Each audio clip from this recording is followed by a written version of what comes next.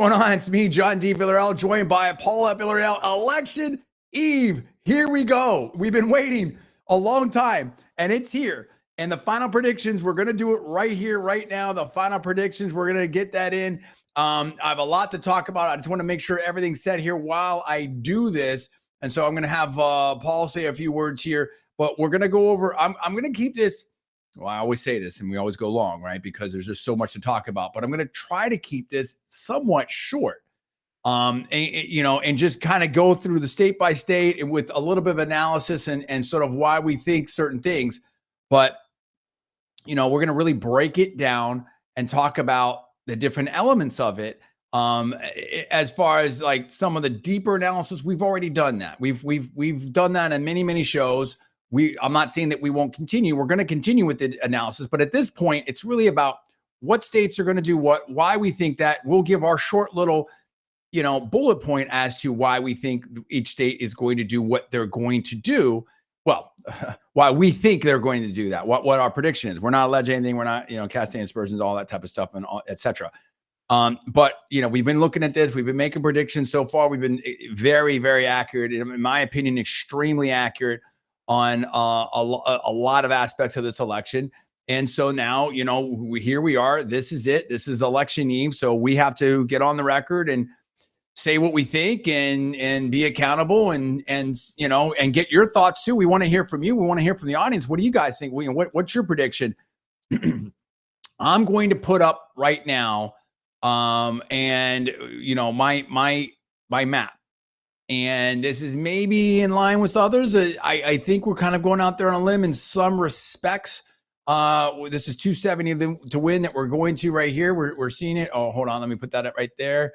Okay. And then we're going to talk through why we think this is the right map and what we're looking at there. And we'll go state by state. Before I get into that specifically, Paul, do you have any quick things you want to say to the people? Anything you want to talk about?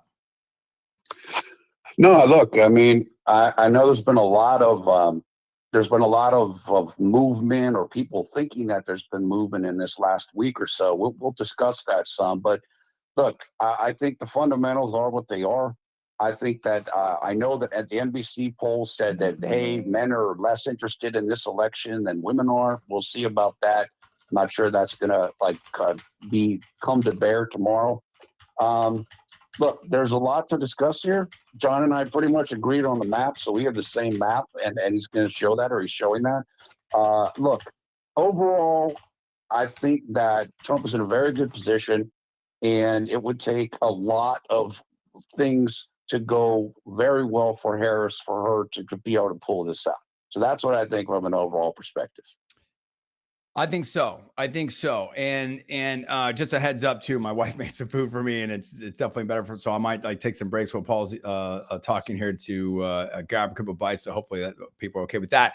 And I've got my water here too, to keep my voice together. So here's what I think. I think we're looking at 312 Trump, 199 Harris as a base.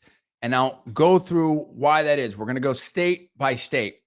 And in fact, if we change this back to look at the states that people are calling toss-ups, right? We'll just do that right now. And I'm also put New Hampshire and Virginia in there as toss-ups. And we'll talk about why we believe that. And then we'll just kind of work through it as to where we believe that we are at this point, and why. Okay, so now let's just start with the base of sort of 199 Democrats, 219 Republicans.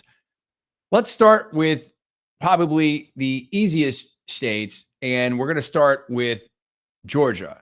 Now, I believe Georgia is going Republican. A lot of people are saying there's 7 toss-ups. Paul, I think there's 9 toss-ups. I think the momentum's clearly Trump's. Here's my thesis before we get into everything, because probably this will make it a little bit easier for everybody. My thesis of the race is like this. The early turnout and the early vote for Republicans has been fantastic. Okay. Better than, it's like I told Paul, we were talking about different things. And I think like, the Democrats are saying things and people are getting nervous on different sides. And what happens if it's like, losing the football, like 2020 and all this, and 2022 and all this stuff, there was no red wave. I'm like, look, if I told you a month ago, and I'm someone I don't want to get into the resume and stuff, but, political expert, studied it, been in campaigns, lifelong, all kinds of different, things, very successful, blah, blah, blah, all kinds of degrees, doesn't matter. But more importantly, Paul and I have been very, very accurate, in my opinion, on the predictions and the analysis. And I think some people, some big people have noticed some of our work as well. But if I told you a month ago that we were going to have huge gains in early voting, that the Democrats are going to be down, that we're going to have new support from almost punching even, if you will, with core Democratic groups that they won with before, Latinos picking up gains in the African-American community, being endorsed by imams in Michigan, being endorsed by Somali leaders, having Amish come out. That's another thing. Not too many people. There's a massive Amish vote that's come out for Trump. Having Orthodox Jewish folks, driving their I guess they did some kind of like sort of caravan. I don't know what it was, in New York, saying support Trump. We're seeing a lot of people, the youth vote being about even in the youth vote.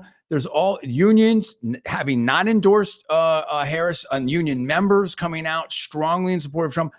These core Democratic groups, these critical Democratic groups that are now support is down, and the actual number of votes is down. So when we're seeing people kind of hemming and hawing here, it's like, all the early votes significantly for Trump, but hell, we're still going to predict Harris. Or, oh, I told you that the Democrats need 800,000 early votes to bank, and then it was 500, and then 400, and the votes aren't there. And we'll go step by step in these cases. But if you have that situation where way more early vote for Trump and these core Democratic constituencies are not coming through for Harris, and they are now switching over and coming in for Trump, where Trump's endorsed by Kennedy, endorsed by Nicole Shanahan, you have libertarians, you have all these people sort of coalescing against Trump. You have venture capitalists, you have former, big time billionaire Democrats formerly Democrats like Bill Ackman and others that are jumping on the Trump train. You have, Joe Rogan. You have these big, the trash thing. You have big mistakes on the Democrat side. And if I told you all this a month ago, you'd be very excited, would you not, Paul? Yeah, definitely. I mean, this was not what people were sure, or they didn't know if it was going to actually hold up. There were early polls that were going on earlier in the cycle where, hey, Trump's doing really well with the black vote. Trump's doing well with the Hispanic vote. But people weren't sure if that was going to sustain, and it does look like it has sustained and is going to sustain through Election Day. Yes, that is accurate. And I'll say this, as from a broadcasting note, I will ask your indulgence because the show aspect is going to be a little. I'm a professional broadcaster, but the show is going to be a little bit clunky because things are happening so fast. I want to bring you the absolute breaking stuff. I'm going to have to pull some clips in real time, some different things like that. So, there's a little bit of that going on here, but I really wanted to focus on the information. So let's go step by step. So I want to give you that basis. I forgot to ask you this before we went on the air, Paul. Is there a good place that I can just go to quickly for the early vote of returns? Do we have that information on at our fingertips? Yeah, probably not, right? There's an account named Michael Pruser, Pruser. He has a number of he has good at that information. You might have to look at several different posts. I don't know if there's like a one-stop shop that has that for the variety of states, but he is good at individual states. Okay. So, perfect. So we have some of that here. And again, we're going to have to go through some clunkiness here and stuff. So that's what I'm saying. Like it's going to kind of be a little here, a little there. Okay. Yeah. All right. I've got some of this here.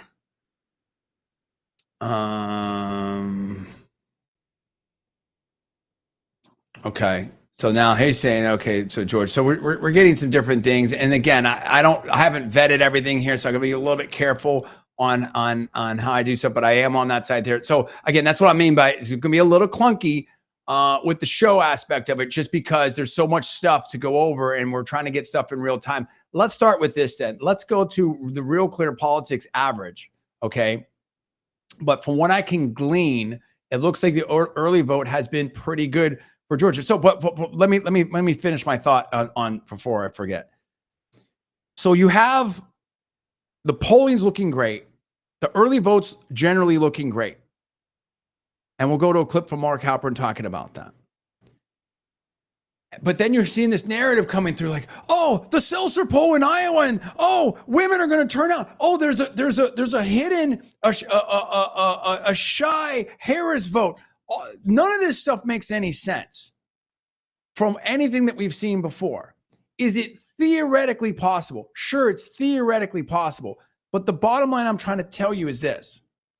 If Republicans show up like they have in any of the last 3-4 presidential elections, it's over. So some people are like, oh, they're trying to depress the Republican turnout, or first of all, I mean, as I said to Paul, it's always going to be a campaign. It was always going to be a campaign. Do you expect the other side just to give up? They were never going to just give up. And so it was always going to be a campaign. You have opposition research, positive ads, negative ads, you have different theories, stuff like that. We've seen the Harris, campaign calibrate, recalibrate, reiterate many times during the week. It was almost a new message per day. Sachs had something that it was the comedian, and then it was garbage, and it's just, and Trump and supporters are bad. Then we're unity, all these different things. Okay. So this is what's going to happen. So if their base does not turn up, it's over. If our base sits home for whatever reason, they can win. But we're in a range we're in a spectrum. So let's say roughly 2/3 of the vote needs to show up. Difference for different states, but that's roughly where it is. So 1/3 in, 2/3 needs to show up tomorrow. So it was always going to come down to tomorrow. It was always going to come down to tomorrow, right? So yes, if you have extreme models showing that like they're going to overperform by 3, 4, 5 points in women, which is really as a percentage of the total vote. So really you're looking at maybe a 6 to 8 to 10 point, overperformance in women, then maybe, and men, and Republicans sit home, then maybe they win.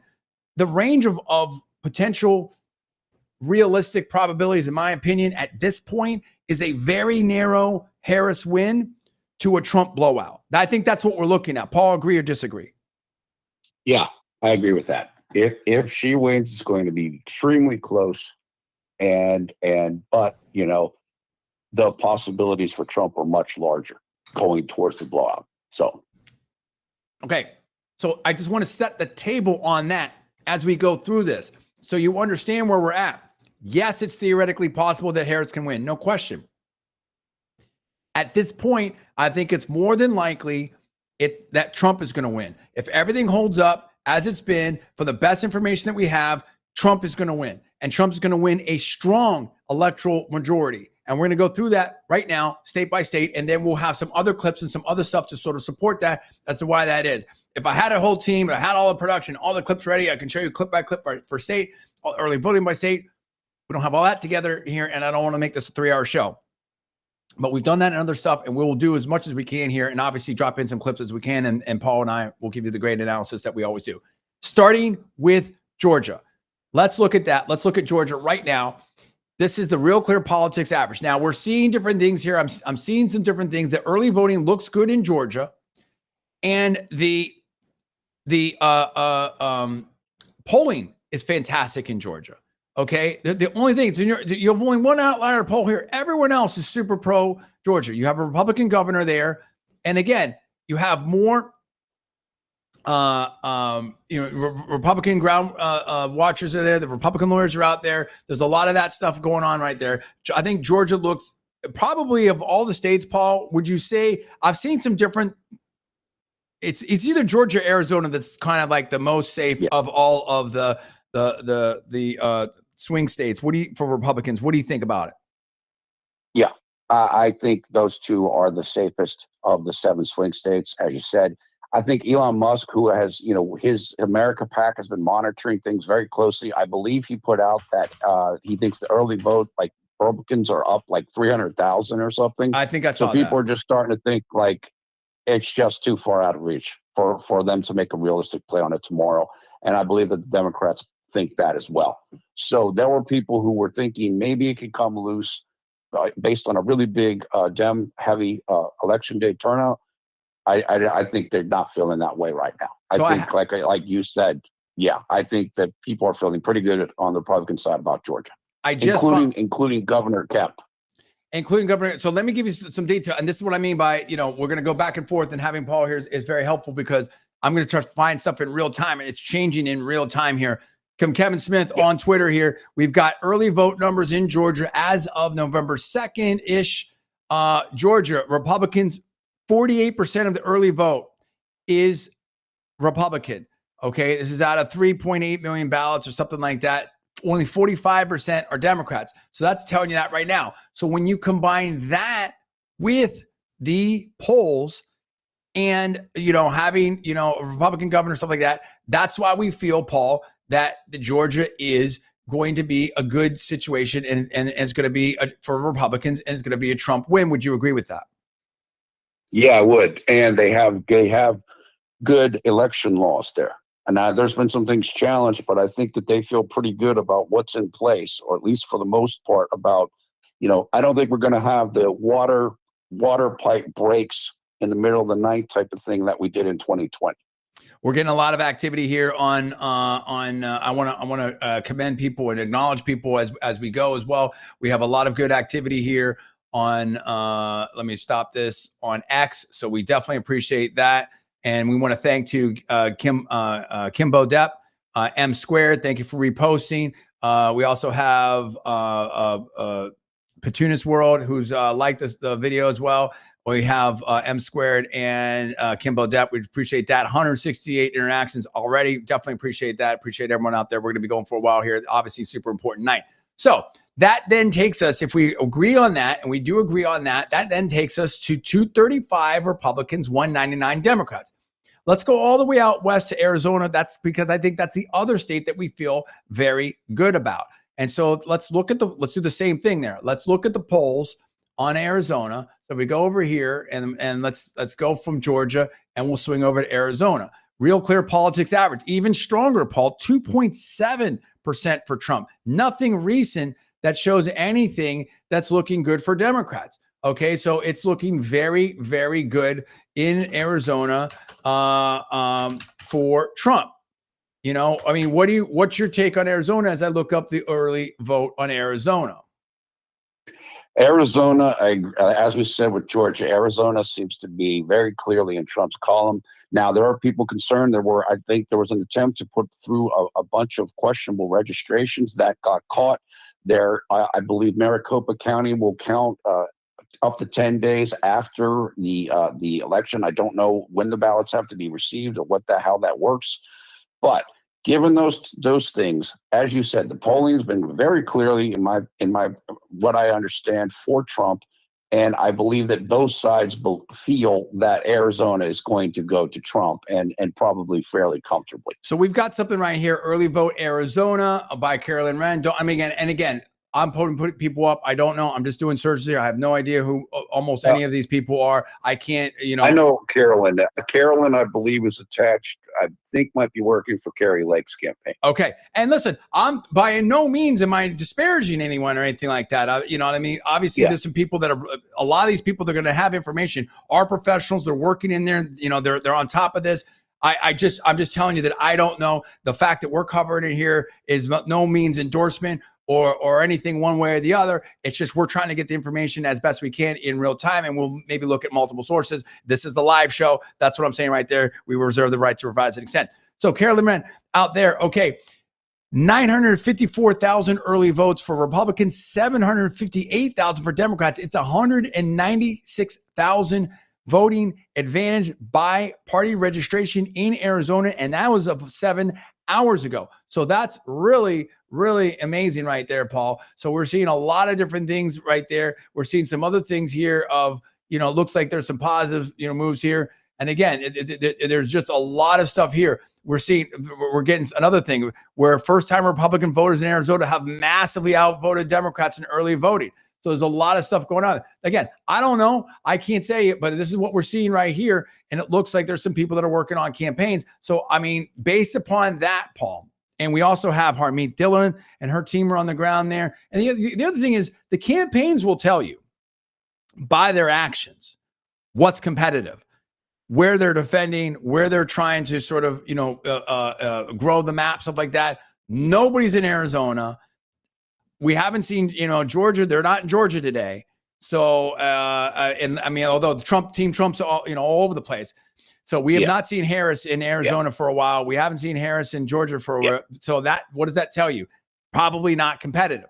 Okay. In my opinion. So with that situation and that analysis, let's go to Arizona, Paul, and let's go to the map. And do you feel comfortable saying that Arizona is going to go for Trump?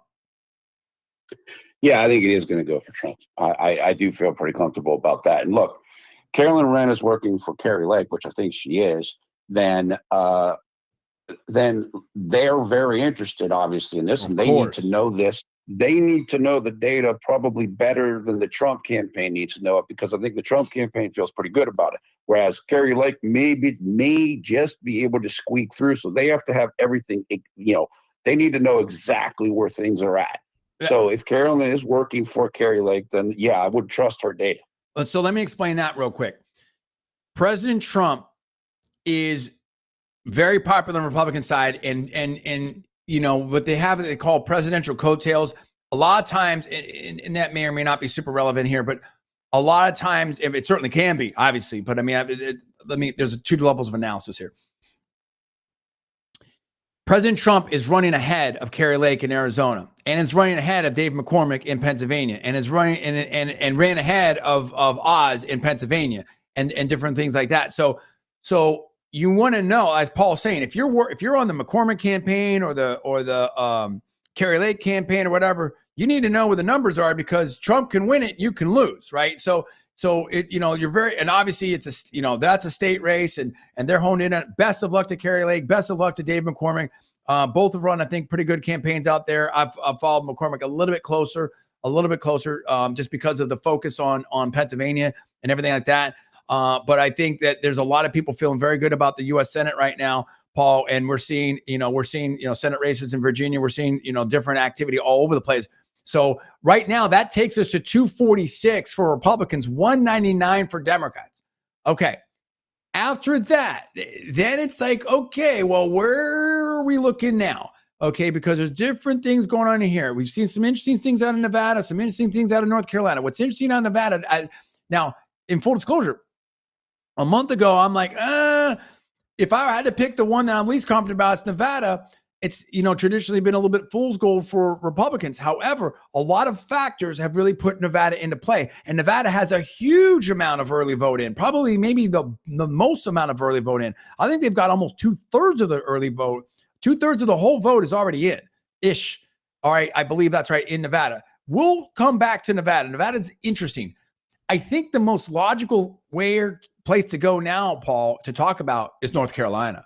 What's your take on North Carolina as we're going to get the polls and we're going to get to the early vote in North Carolina? Well, there's been a lot of discussion about North Carolina and recently. Now, Team Trump has spent a lot of time there, and there's been speculation from the media and from people like Mark Halpern that the Harris campaign feels like if they're going to be able to pull one of the Sun Belt states, it might be North Carolina. Yes. Now, I think the reason for that is there's a couple different factors in play there. Number one is that of the hurricane issue, and some of the counties in the West have been a little bit down in their early voting as to what you might expect in previous years. Also, the Mark Robinson effect. If Mark Robinson and some of the issues that he's gone through, and I'm not weighing in on that. I'm not making a judgment on that, but there's, his standing has suffered a little bit, and people are wondering, is he going to drag down President Trump at all? And so there's been consideration about that. Third, like I said earlier, apparently the Harris campaign felt like that this was potentially a gettable thing for them. So I think that the RNC chairman, Michael Whatley, is from North Carolina. And I think it's important for him to win the state. Sure. Just for him, I mean, he needs to be able to bring that state. That's part of the reason I think why he was picked. And so I actually feel good about it. And I was listening to Robert Kahali of Trafalgar yesterday, or no, I take that back.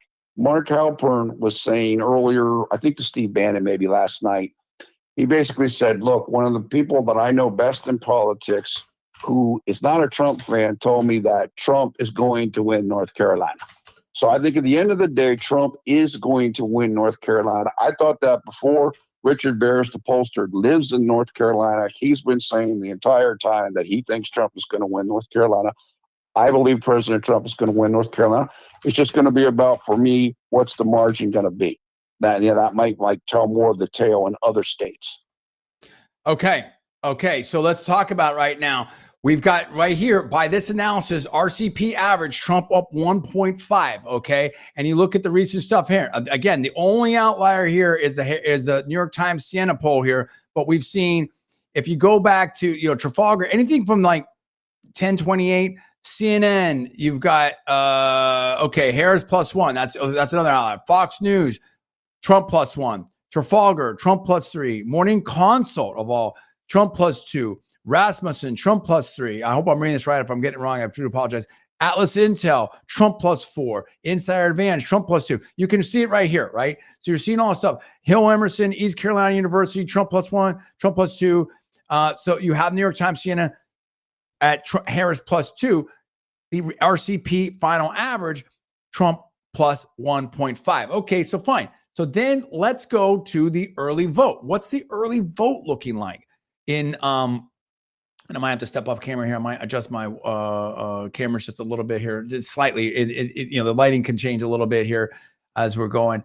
If we look at the early vote in North Carolina, we have, and then again, this is from Michael Pruser here on X, final early voting update, North Carolina, 17-day early voting period, 4.44 million votes, about 80% of the electorate. So I've corrected right now. That's maybe the highest early vote that's in. Republicans at 1,478,746 votes. Democrats at 1,437,281 votes. Others are a little over 1.5 million. It's an interesting situation. Bigger audience on Rumble. Appreciate you people out there. A lot of activity happening on X. Appreciate you. YouTube. We're live on YouTube, live on Facebook as well. I can take some texts and some chats here as well. We'll try to get that on screen. Paul, where are you at in North Carolina? Look, I think that the upshot is that Republicans are right there in the early voting, and I can't remember the exact numbers that you said or whatever. I know they're very close. They're ahead, slightly ahead. Yeah, they're slightly ahead. That's never happened before. Right. So that's kind of gives you a sense of where things are right 40,000 more votes. 40,000 more votes for Republicans. Right. That's never taken place before. So in other words, for Democrats to win, they would have to win election day. That doesn't happen. I mean, everybody knows that election day turnouts tend to be more Republican. This is what we're saying. I believe that's the case in North Carolina as well. So that's the setup right here. Now, again, you could say, well, what if the hurricane places don't turn out as much? Okay, that's an issue. What if people decide to come, go against Trump, or maybe they split their ticket, but that's because of Mark Robinson. I don't think that's going to happen, and you're not seeing that in the polls. And we've seen other races like in New Hampshire, where people voted for Sununu but didn't vote for Trump. I believe he was on the ballot in 2020. So that the split ticket thing does happen. You don't have to support Mark Robinson. You could still support President Trump. I think President Trump's in good shape in North Carolina, personally. Okay, we're going to say North Carolina. But before, I actually want to hone in on what Paul said right there, because this encapsulates it really well. Is it possible for Democrats to win? Of course it's possible for Democrats to win. That's why we're having a voting day tomorrow. But for Democrats to win, they have to perform in ways they've never before, like beyond, it's not just like a one-time thing. It's like they have to have historic turnout, and Republicans have to have historic underperformance. So, I mean, it's theoretically possible. It's not probable. And somewhere like North Carolina already has 80% of the vote in. So we're saying North Carolina, because Republicans have done better than they've ever done, in early vote, we're saying that is red. That takes it. Ooh, we're close, players. We're close, players. If this is right, 262 Republicans, 199 Democrats. Okay, now it gets interesting. Now it gets closer. Now we have to make some judgment calls. But I want to pause on it right here and bring this into focus. This is, I think, what we're looking at now, Paul. With the exception of Nevada, because Nevada has its own thing. Because even if Nevada goes red, that you're still under that 270 mark, okay? But let's put Nevada off as a different case.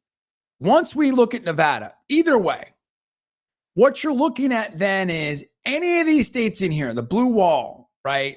The Rust Belt, Minnesota, Wisconsin, Michigan, Pennsylvania, if any of those go to Trump, he wins. In addition, if we win Nevada, if Trump wins New Hampshire, that people are talking about, may be in play. Virginia may be in play. Either of those, Trump wins. This is where we're at. With that in mind, it's probably best to turn to Nevada and talk about Nevada. Now, a lot of things are happening in Nevada. What do you think about Nevada? Because that's starting to look better and better for Team Trump, in my opinion. What's your take on Nevada, Paul? Based on the early voting with Republicans leading, which similar to North Carolina, I believe has never happened before, it looks very good for Trump. Now, there are people, I believe the guy's name is John Ralston, who is a Nevada guy and an expert in all this. He is actually predicting like a less than 1% Democrat win. But for that to happen, now they do count 3 days after the election there. I think, I don't know when the ballots have to be received, but they do count 3 days off. People are thinking that'll be more democratic. In order for the Democrats to win the state of Nevada, they're going to need to significantly up their turnout and what it looks like it's going to be right now. Okay, I've got some. To me, there's no reason to think that's going to happen. So I know people that it's going to be close. It's going to be close. It's going to be close. It's going to be close. She could win. If she wins, it'll be on the third day of the third and last day of extra counting. That's when it'll happen. I personally think Trump is in a better position to win the state. I won't be shocked if she wins there at the very end. I think Trump is going to win. I always say be careful with Nevada, no doubt about it. And it's interesting. And once I say what I'm going to say here, I'll take a minute just to adjust my lights just slightly, and then so I'll need you to carry it for a second. Here's the RCP average. RCP average in Nevada. You can see it's all over the board here. Okay, they had their final average is Trump +1. All right, 48.5 to Harris 47.5. We've got the Hill Emerson at a tie. New York Times Santa Harris +3, but I think that was shifting very left. Atlas Intel, Trump +6. Noble, Harris +1. Susquehanna, Trump +6. So, all over the place right there, but you definitely see an advantage for Trump. And there's a lot of reasons to believe that Trump's going to do better. Again, right track, wrong track. This is minus 36.5. That's a huge indicator for Republicans. Jobs reports, Pat. The fundamentals are looking very, very good for Republicans. Now, in terms of the early vote, and I'll talk about this on Javi Rack, Paul, when I adjust my light slightly. The early vote, I think, is looking very good in Nevada for Trump. If we look at the early vote in Nevada, and then we're going to have some talk here. Okay, early vote. This is David Chapman on X. In 2020, the early vote. Okay. In 2020, he's legit. Okay. The early vote for for Biden, for the Democrats, was 454,541 early votes versus Republicans 412,192. So the Democrats had a 42,349 vote advantage. Now in 2024, it's flipped. Okay. You have 349,000 votes and 98 votes for Republicans, 315,972 votes for Democrats. So a 33,126 vote advantage for Republicans in Nevada. Now, you do have a lot of more conservative. You have a lot of moderate people that are fleeing California and going to Nevada. one of the celebrities of which, Marky Mark has has posted up, I believe, in the Vegas area, talking about doing a studio there and different things like that. And beneath that, Real Political Data has said that John Ralston for a month straight was panicking about Nevada, and the latest early vote drop was an utter disaster for Democrats. Yet the 11th hour, he magically had a vision for a Harris win in Nevada. Paul, that's the information that we have. Big audience here on Rumble. Appreciate that. What do you think about Nevada in that context? I'll be about a minute. Wait, the context is that somebody thinks that they're going to win at the last minute there? Yeah, that's a little bit, again, that's kind of what I was saying with John Ralston. That's what he's saying, that like they think that they're kind of going to come in at the last minute, or the ballots that come in the 3 days after the election ends are going to end up being just enough for her. Look, it's possible. It could happen. It's definitely in the realm of possibility. I personally think things are leaning towards Trump. It's going to be close. Whoever wins, it's going to be a very close race. I'm not sure exactly what's going to happen. There's some, I mean, you have to respect somebody like Ralston. He knows the state. On the other hand, he's a Democrat. He wants Kamala Harris to win. So that's part of the, there are people that are making calculations based on their emotions as much as the science. We're not alleging anything, but we're going to get to some interesting things, from Alan Lichtman, from maybe Sabato. Right. There's definitely some interesting things that have been said out there. Go ahead, Paul. Yeah, I mean, look, I think people definitely, it's not just, emotions come into play with this. There are people that, they want certain people to win. I think that's clear with John Ralston. And so do we. Sorry, not to interrupt, but I'll just say this, frame it. So do we. I mean, as you said, Paul, rightfully so. There is, what we are very transparent that we're, conservative, libertarian, stuff like that, want Trump to win, everything like that. But I think that in fairness to everybody, this is, and while you're watching, this is a very, very big election. Emotions have been ramped up. And so I think maybe some people are wearing their emotions on their sleeve, and maybe, I think it's hard to be, I'm not excusing anybody, but maybe hard to be a little bit more as unbiased as you'd like to be in this election. Paul, go ahead. Yeah. I think that can be in play, and that's what you have to be as straight with the information as you can get. So that's what I'm saying when it comes to Nevada. She could win at the end. She could win. I personally think that it's a better setup for Trump to win, but it's going to be close. Whoever ends up pulling it out.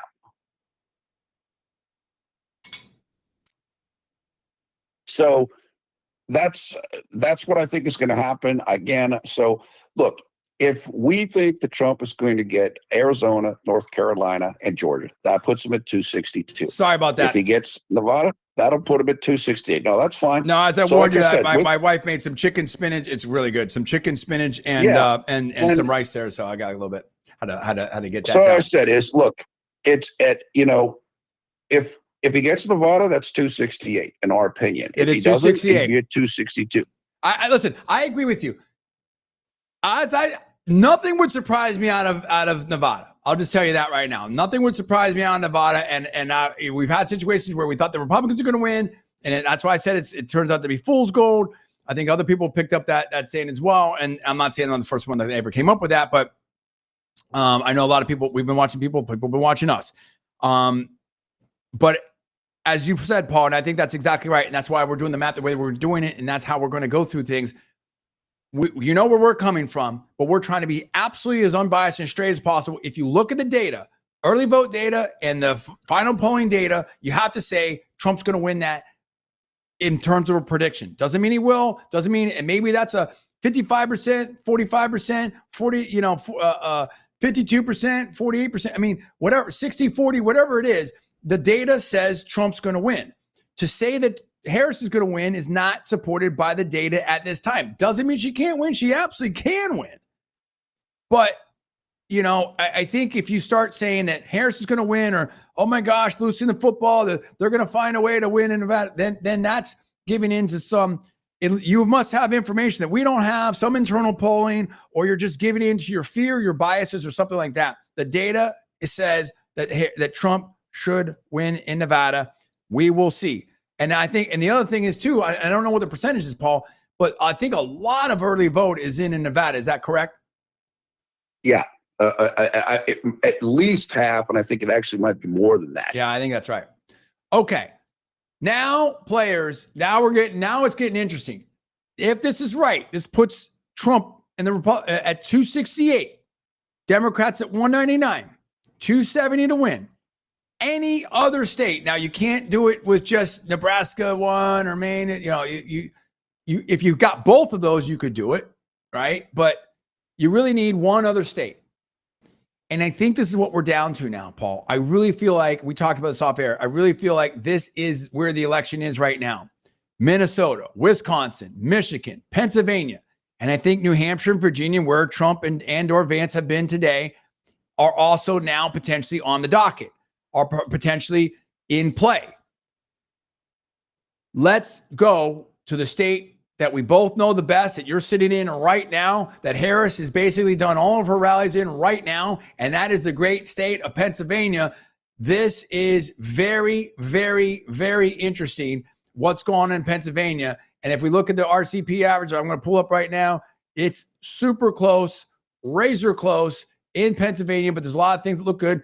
RCP has Trump up 0.3%, although the latest polls, insider advantage on up, either have it tied or they have Trump with the advantage.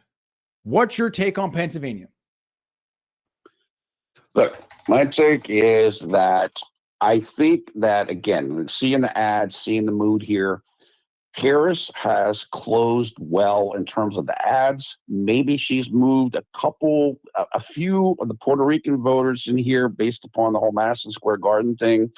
I think she's worked very hard. I know she's getting out the vote rallies today throughout the state, 3 different areas.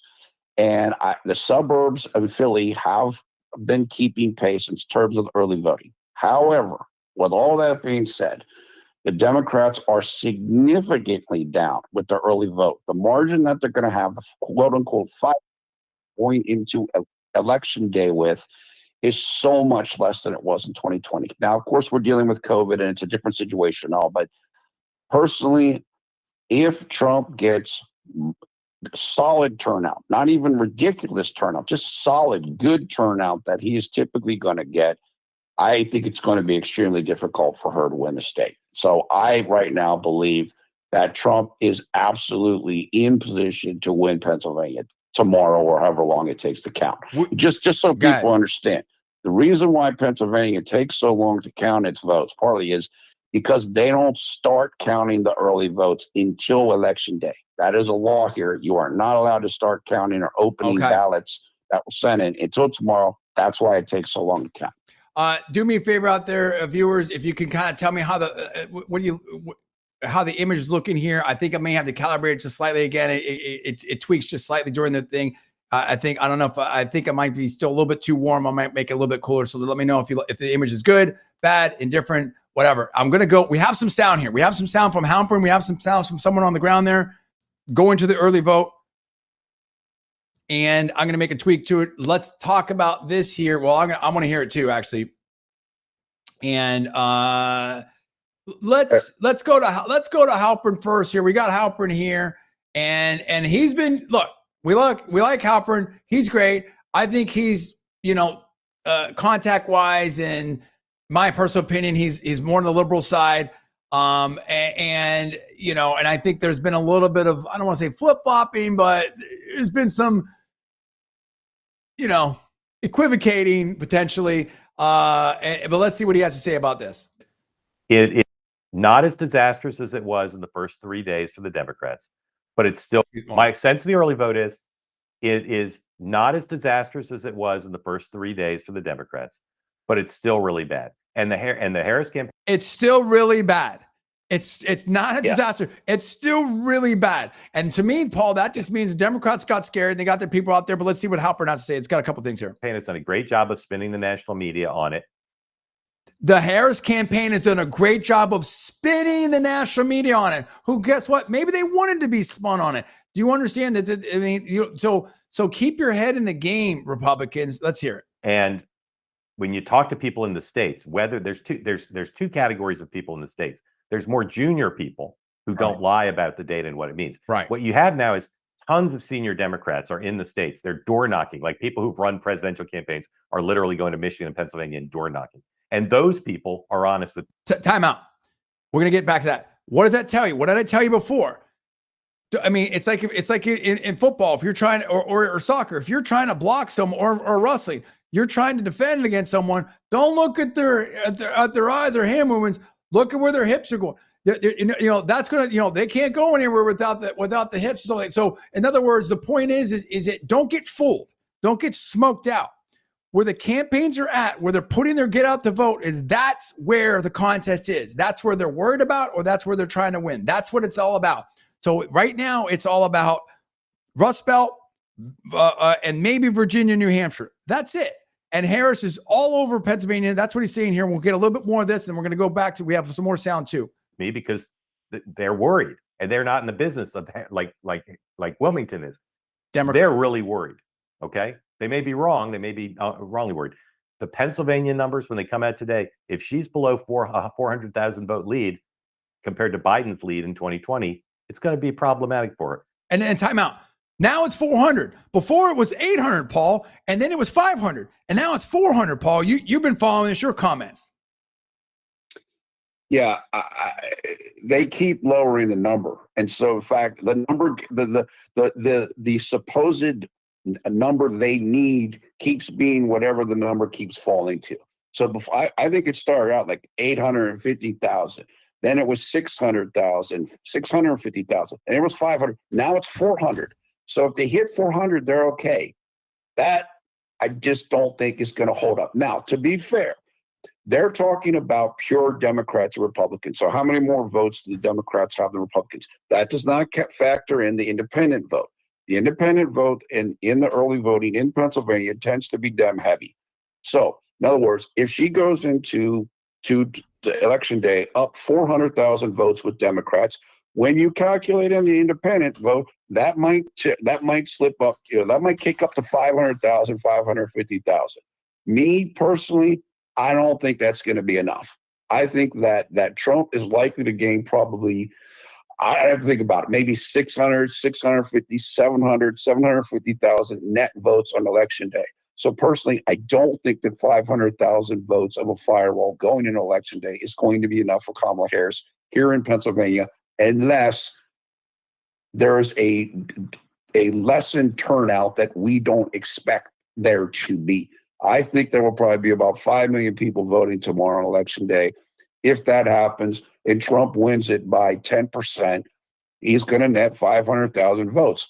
And that is probably the very short end of what it's going to be. Oz in 2022 won election day by 12%. Yeah. So if 12% of 5 million is 600,000, do you think Trump is going to do better than Oz? Absolutely, I do. No question about it. We've got something here from Trump Girl breaking. Trump surging. Final hours before election days. The Pennsylvania Democrats' early vote firewall has collapsed. The Dems are 350,000 early votes behind where Fetterman was over Oz, okay, in 2027. And that was a close race. President Trump is well on his way to winning, folks. And let's see here. We've got some sound here.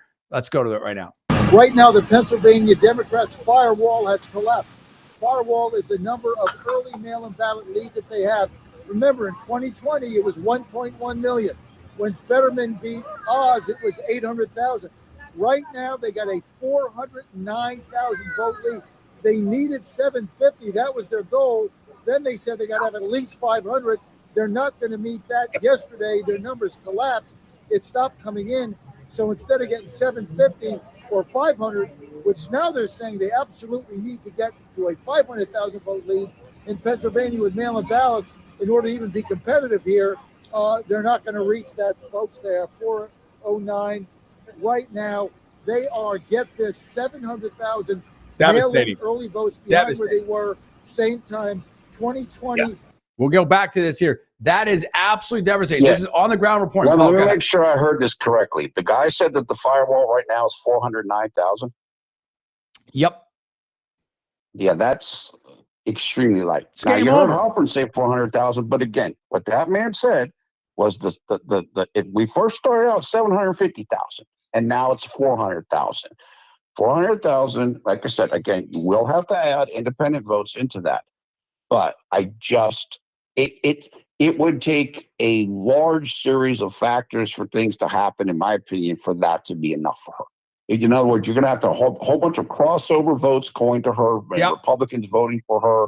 You have to have, the independents would have to break hard for her tomorrow, and so on and so forth. And the turnout would have to be low overall. Look, it's possible, it could happen. I don't think it's going to happen for her here. Yep. Oh, we got a comment here. I'm going to comment. We'll get to that. We got some comments. We got some people, some Harris supporters saying that we're can I also just say something? Go ahead. I just want to thank our friend Juana. She's listening to this and translating certain aspects of it into Spanish. Fantastic. Thank you, Juana. Thank you, Juana. Thank you, Juana. Absolutely fantastic. We love the audience out there. Good audience here in Rumble. Good audience on YouTube. Appreciate that. X, we've got, and we'll go to that in a second. We've got 360 interactions on X. Appreciate that. Let's go back to this. There's also maybe a surprise in Pennsylvania. We'll go to that in a second here. Here we go. They're 350,000 behind where Fetterman was over Oz in just 2022. That was only 2 years ago. This is turning into a disaster for the Democrats. Trump well on his way to winning Pennsylvania. I want to say something right now. I think the Democrats basically front loaded it. We know a lot of people out there, Amy Siskon, a bunch of other people have been to Pennsylvania a lot.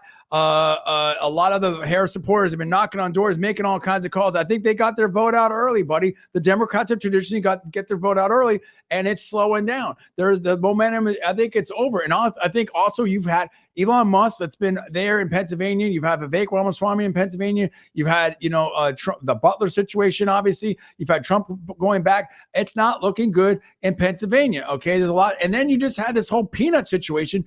These things are people are. We're gonna get to that in a second. That's not just a meme. We're gonna get to that in a second. Here we go. Pennsylvania now with these numbers. That's why it's coming to Pittsburgh tonight, where we are now. North Carolina poll out just a few hours ago. East Carolina University. Yeah, we talked about that. More of a liberal poll. They've got Trump up over 50% now. In North Carolina, 50 to 48. Let me give you even bigger news in North Carolina. Early voting. Republicans are actually winning now. They're ahead. And this goes to what we were saying before. So this is covering some of the ground we already covered. This goes to what we're saying. The momentum is on the Trump side. The momentum is on the Republican side, Paul. This is what we're seeing. The momentum is on the Republican side. And there's no doubt. But in Pennsylvania, before we make our call on that, and then we'll go to our notifications, and we have a Harris supporter here saying that we're wrong, and that's okay. We'll find out tomorrow, right? And that's why we're doing this. And we've got some Drew in St. Louis. Drew in St. Louis has strong comments. The orange clown is going to prison. What happened to unity? What happened to not weaponizing government? What happened to the Where's the joy? Where's the joy? What happened to the threat to democracy if Trump wins? So what's happening there? Okay, but listen, we're here to take all the comments, keep it clean, keep it legit. If you're a Democrat, that's okay. We'll talk to you as well. So we'll see what's going on there. But Paul, something's happening. And this kind of is in line with the peanut situation, the sad situation, in my opinion, that happened in New York. And a lot of people are talking about it, somewhat related potentially. And that is, Pennsylvania Dutch country. Pennsylvania has a lot of Amish people. And I can't play the sound on this because it's got like music in it and stuff like that. But we have multiple reports now of Amish showing up to vote for Trump en masse. And here we go. When the Amish return up, we know it's over for, 80,000 Amish in Pennsylvania. I've heard there's 180,000. I mean, I've had anything from 80 to 180, 120, all voting for Trump. PA was won by 20,000 in 2020. And so we're seeing right here. Here we go, right here. And I'm seeing multiple reports. We've got Amish wagons here, ostensibly with Trump signs here. We're seeing similar things from the Orthodox Jewish community in New York. And again, is this anecdotal? How much of an effect? I don't know, but we're seeing Somali leaders. We're seeing imams coming out. We're seeing different things here. Trump, this is happening. This is happening. Okay, and we have some more details on it here. Let's see what this lady has to say here. Could you imagine being part of a community that is so off grid that you don't even have driver's licenses or cars And again, we don't know. These are different people out here. We're not alleging anything. We're not vouching for anything. We're just trying to get you some quick information here and going from there. So we've reserved the right to revise and extend. Here we go. Could you imagine? And then for the first time ever, your entire community is going to vote for the president of the United States. And then on your way to the polls, you decide to fly flags from your horse-drawn buggies. Trump flags, specifically. Okay, so that goes on for a little bit. And then we're seeing right here, Amish for Trump. We're also seeing here, Amish for Trump. We're seeing that. So let's go to this sound. Voting this year, and I think a big reason why is because. Okay, there's a little bit of music. So we're not going to do that. But basically, I think that there was something there. They're saying that they're reporting that Amish are tired of government overreach in their lives. I think there was some incident. They're talking about Amish. Scott Pressler is reporting in Pennsylvania, Amish for Trump. Democrats are waging war on religious freedom, school choice, on farmers. Every aspect of Amish lives are. So let's see what he has to do. Let's take this sound right here. Well, I'm a data guy, and so 2020 was decided by 80,000 votes. And so I'm always looking, okay, there are 930,000 hunters. 30% are not registered. That's 300,000 votes. That is the decisive, that would win the election. There are 90,000 Amish in Pennsylvania. If we registered them, that wins the vote. There are 80,000 truckers. Okay, so, what we're seeing here, Paul, is, and this is the thing. This is the fantasy, and I think the cope from the Democrat side, which is, on election day, we're going to have a super overperformance win, but it's not happening. The Democratic vote is slowing down. What Pressler and some other people are saying, and again, I'm not alleging, I'm not vouching for any of these people, whatever. I'm just taking some information. I'm not, again, we're neutral on that. But is that there's a lot of people, non-voters, first-time voters, that haven't voted that really are more pro-Trump or could be pro-Trump. And in fact, they're saying that the higher the turnout is, the more it helps Trump. And I think that could be particularly true of Pennsylvania. And now we're in a situation where I think there was some situation with the farm or growing organic stuff with the Amish, and we're seeing many reports of the Amish turning up here for Trump. With that what do you make of that, Paul? And with that being said, we're going to call Pennsylvania right now and get your take on it. What's your comments on that? Yeah, I think that the Amish definitely could be a big factor in this election. You mentioned, I know Scott Pressler, you played a sound from him. He's worked incredibly hard in this state. He is absolutely focused on getting Amish voters registered. And I've heard that Elon might be sending buses out to help people get to the polls tomorrow. I don't know if that might involve the Amish. It could, because I've heard that's something that might be in the works. You mentioned about farmer and government overreach. Amos Miller was an organic Amish farmer, is an organic Amish farmer. He had this entire go back and forth with the state. And they were trying to regulate what he could and could not do, or could not sell, and so on and so forth. I don't remember all the details. That, I believe, woke up a lot of people in the Amish community. Like, look, if we're going to be subject to whatever the state decides, we probably should get involved in the voting process. And so I think that's something that has heavily stimulated them to be more active. And again, they definitely, as far as I understand, are big supporters of Trump. And we've seen with the peanut situation there, a man had a pet in New York. I guess it wasn't legal for him to have the pet. It was Instagram famous, peanut, squirrel, awesome. And unfortunately, the government got involved and stuff like that, and that ended, very badly. A lot of people reacting to that. I want to stay focused on election stuff, but I mean, I think what we're seeing here is, whether it was a pandemic, whether it's the Amish farmers, whether it's peanut, whether it's, foreign affairs, different things, people are understanding that their jobs, the border, apartment buildings, different things. People are seeing like, this affects me. I sat out before. I didn't, there was a post, I can't wait to go back to the time where I didn't have to worry about politics. Everyone has to worry about politics now. This is impacting everyone. Sean Akers here. Trump's got this election. Thank you, Sean. Appreciate your comments there. So let's see here. Okay, let's make this call. Pennsylvania, Paul. How you feeling about it? I think that Trump is an excellent position to win Pennsylvania, and I think he's going to win Pennsylvania tomorrow. Wow. It's possible for her. They do have the ground game. They are going to work really hard. They're there. I think Trump is in the position he needs to be in based upon the early voting. Paul is right there in Pennsylvania right now. He's on the ground, heart of Pennsylvania, on the ground right now in Pennsylvania. He's seen all the ads. He's seen signs. He's seen different things. I've seen obviously seen a lot of ads. There's so many ads. I haven't seen all the ads, but well, maybe someone. But that, if true, that ends the night early. You're in that, and why do you think Harris is in Pennsylvania all day, 3 rallies, stuff like that? Why do you think there's door knocking? Why do you think that you have Democrats panic? Why do you think some people said that CNN looks like a panic zone and they're at a funeral, whatever it is? I mean, I've seen it. I mean, that's the whole ball game. If Trump wins Pennsylvania, it's absolutely over. If we give Trump that, and listen, and again, we could be right, we could be wrong, but doing the prediction, trying to be professionals here, full disclosure on where we're coming from, stuff like that, given the data, given where we're at, and a gut feel, you got to say that Pennsylvania is looking like it's going for Trump. And that's where we're at right now. If that happens, then here we go. 287 for Republicans, 199 for Democrats. It's looking really bad. Let's now turn to Michigan. How you feeling about Michigan, Paul? We're seeing different things. We're seeing imams come out for Trump. We're seeing, Somali community come out for Trump. We're seeing everything. Now, that being said, little different situation there on the RCP average. You've got the RCP average now.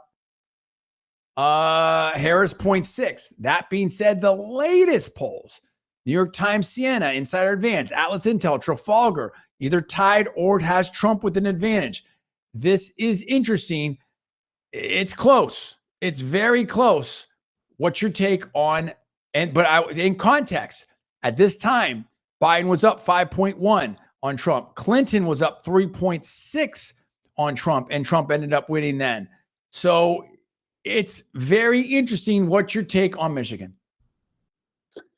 Look, I think that Michigan and Nevada are probably the 2 toughest states for Trump. Although, and just to correct myself earlier, I think over 75%, maybe considerably, or maybe even close to 90% of the vote is in Nevada. So that gives you more of a sense. It will be definitely tougher for them, for the Democrats to win, although they think a lot of what's going to come in on election day or after election day will be more Dem heavy. Just wrap that up. Michigan and Nevada, of the 7 battleground states, I think are the toughest ones for Trump to win. That's my feeling going in. I think the Dems have done decently in the Michigan early voting. And somebody, I can't remember who said this, but I trust this person. They said that, look, in almost all of the battleground states, the election day, the electorate on election day tends to be more heavily Republican. And this person said that is not always the case in Michigan. So, look, I think it's going to be tough. I think it's doable. I definitely think it's doable for Trump. And we know that Richard Grinnell, and I've told you this off air, Richard Grinnell, who, of course, was an ambassador for President Trump, I think that's true. And he also served in another capacity. He, I guess, has been spending time in Michigan. And he said today, look, the only people who think Michigan is close are the people who aren't here. So he is feeling very good about Michigan. Like I said, if the 3 blue wall states, Wisconsin, Michigan, and Pennsylvania, tend to vote together. They voted together in 2016. They voted together in 2020. So if Trump wins Pennsylvania, then you say, well, there's a good chance he wins Michigan too. I do agree with that. If one of those states, if there's a state in that zone that I think is the least likely to go to Trump, I personally believe that it's Michigan. Okay. So we're having here, so we're seeing right here. I'm trying to get some data on the early voting here. It's hard to sort of discern for Michigan. I have something here, and let's see here. This is from Safe Suburbs USA. Early vote numbers of Michigan's tightened with nearly 2.6 votes in. Democratic voters hold just a 3-point lead. It had been a double-digit lead until now, meaning that late vote is surging Republican. This is from November 2nd, so 2 days ago. You had Democrats at 46%, Republicans at 43%. Okay. Very, very interesting at that point. Now we also have, you know, a situations for where you have, you know, Arab Muslim mayor imams coming out in Michigan for Trump. They're not happy. I'll let them. We have sound. We should have sound on that. We'll let them speak for themselves. Somali folks coming in. Yeah, I've got something right here. Let's go to that right now. Let's play for. I want this to play for itself. Here we go. This was not that long ago. This was end of October, October 26th. And let's play this right now. Good afternoon, Michiganders. As the president said, we just had a positive meeting with President Trump. We as Muslims stand with President Trump because he promises peace. He promises peace, not war. People want peace. We are supporting Donald Trump because he promised to end war in the Middle East and Ukraine. The bloodshed has to stop. So there we go. We've got that, Paul. Big Arab and Muslim population in Michigan there. I think that's a huge factor. How big of a factor do you think that is? We also have Somalis for Trump. I'll get that sound up. Go ahead. Yeah, I think that's the Somalis are probably more in Minnesota. Yeah, I think you're right. But for sure, the Arab American community there and them, a lot of them seeming resistant to back Vice President Harris is a big factor. As are the auto workers maybe coming to Trump. Oh my gosh. As is the minority community, like the black community may be coming more to Trump. So there are different factors that do make you believe Trump has a real good chance there. And I think he does have a real good chance there. It's like I said, I think it may be his weakest state there, but absolutely the different variables are in place for him to be able to have a great chance to win there. Let's go to that. Let's go to this here from Newsmax not that long ago. Here we go about the union, and here we go. Democrat, I think it's for the first time in 30 years. The poll, let me just read the numbers here.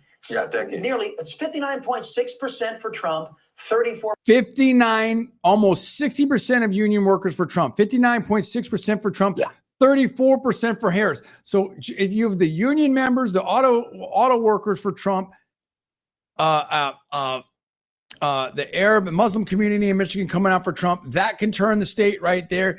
It's very close state. Interesting. Let's go to that. And then we'll talk about Somalia from Minnesota. We'll also talk about there's some other factors going on as well. I will say, you know, and I want to go to this before we we also have hold on. I want to show this because you have a Jewish community throughout, you know, some of these states, particularly also in Pennsylvania as well and stuff. Yeah. There's different things going on there. We've got here. We've got. Okay, we're seeing multiple reports. I just want to put these things in play because when you do this analysis, because some of this is data and some of this because of the polls, it has to be gut too. It has to be experience here. So we've got this here. This is in New Jersey here, Lakewood, New Jersey, home of the nation's largest Orthodox Jewish population, coming out record numbers for President Trump. So let's see. And then we also have sound, I believe, from New York. And I just want to put these things in context before we make our final predictions for some of these things here. Let's go with this. Look at that.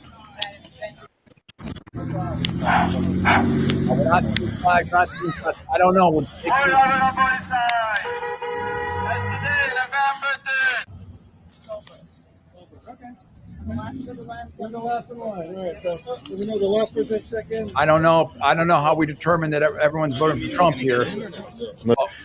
We're definitely seeing people in line there. So, I mean, and I know I did see that sound here. We've got something here. Hold on. I don't know what this is. I I can't use sound here. I did see this. This is what I saw right here. We said, okay, and then they do have sound here. I can maybe take a little bit of this. Let's see. Take a few minutes of their time and vote for Donald Trump. Your vote will show support and will benefit us for the future.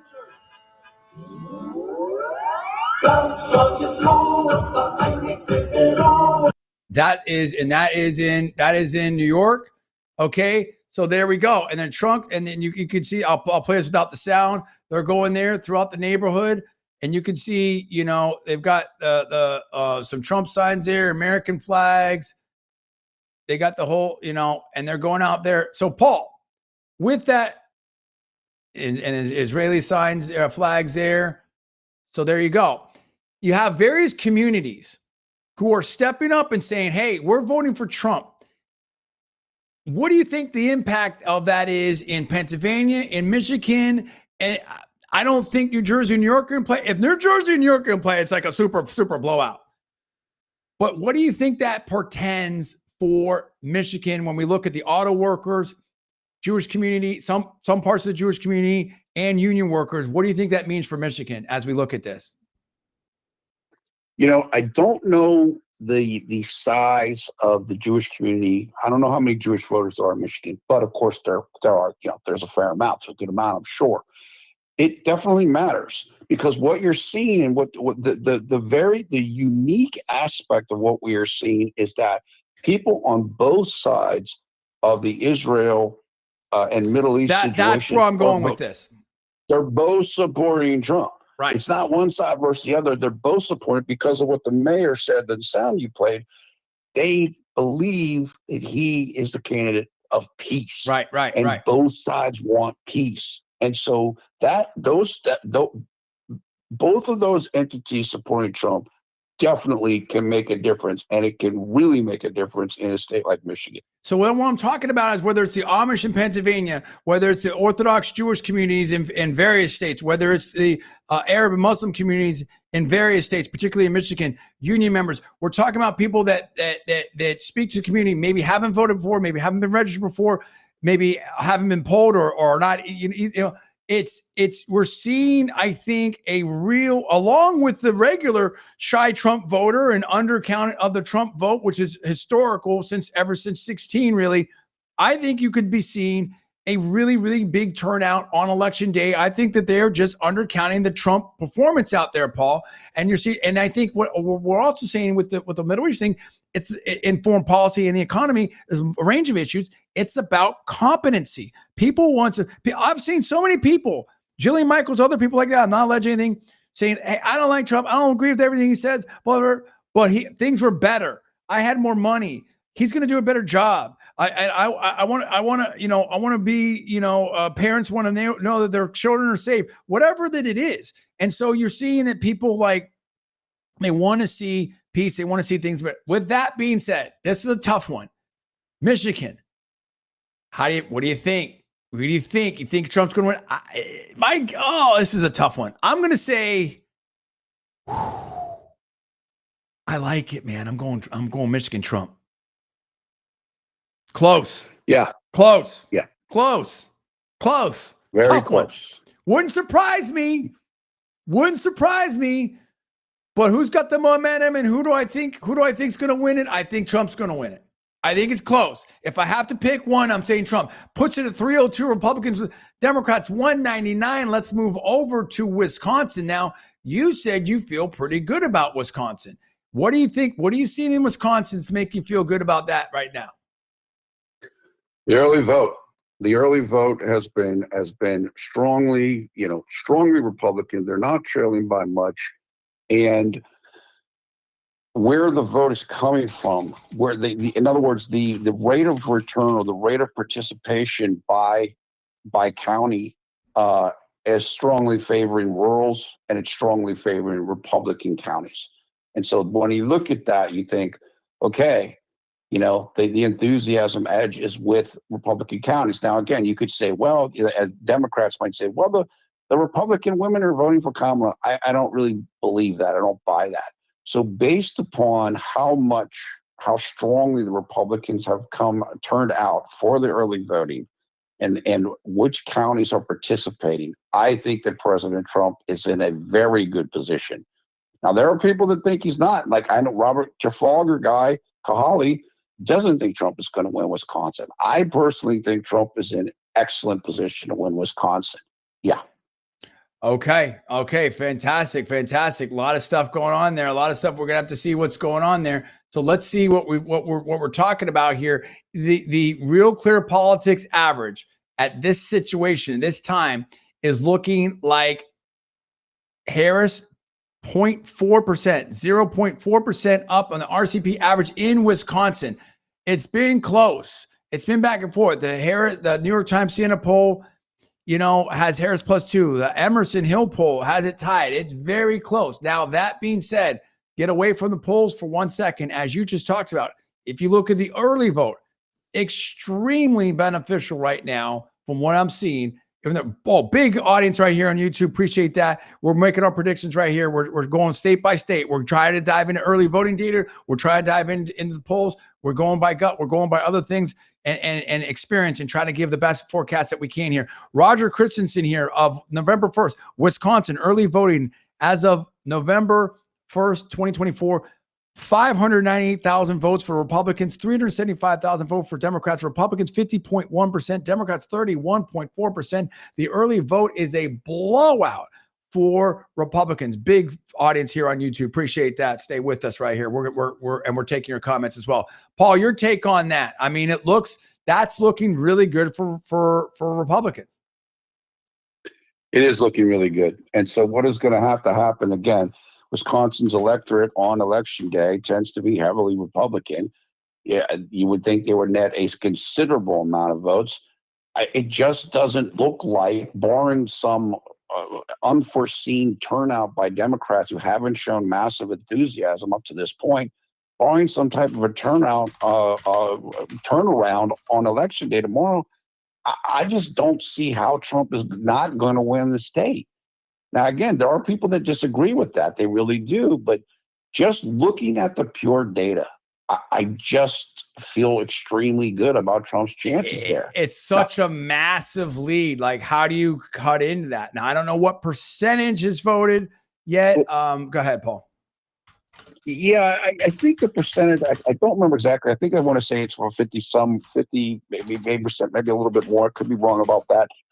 Look, my understanding of what the early vote is showing is that Republicans are probably, I think this factors in independent voting, which again, I think early independent voting tends to be more Democratic. My understanding is that right now, going into election day, Republicans are probably Trump is probably down in votes by about 35,000 votes.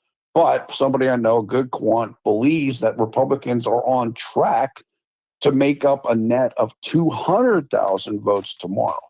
So, I mean, 200,000 minus 40,000 is 160,000 edge. Now, if Trump does that in Wisconsin, that's a massive win. Is it going to be closer to that? I mean, you think so, but still, Trump is in a very good position to win that state. And they are going to need, the Democrats, Harris is going to need enormous turnout in Milwaukee and in Madison, in those two counties. I've got it right here. I've got it right here. This is breaking from WPR right here. More than 1.5 million Wisconsin absentee ballots have already cast. Okay, so more than 41% of active registered voters have already cast their ballots. So it's already baked in the cake right there, players. So, I mean, we have a pretty good vibe on it right now. And again, this goes back to the same thing we've been saying all night, which is if the Republicans do what they've always done, which is show up on election day, it's over. It's game over. So it's looking really good in Wisconsin and it looks like we've got big lead. We're hearing different numbers, but I'm hearing that the Republicans have big lead. You're saying they're down a little bit. Who knows? Let's look at this then. Let's call the state. Let's make a call. Wisconsin, your take. How's it go tomorrow, Paul? I feel good about Wisconsin for Trump. I really do. I don't know if I feel better about Wisconsin or Pennsylvania. The truth is I feel good about both of them. Right. So I think President Trump, again, I mean, we get this overwhelming Dem turnout tomorrow. I just don't think it's going to happen. I think President Trump's going to win Wisconsin. That puts it at 312 Republicans, 199 for Democrats. Incredible blowout if that happens.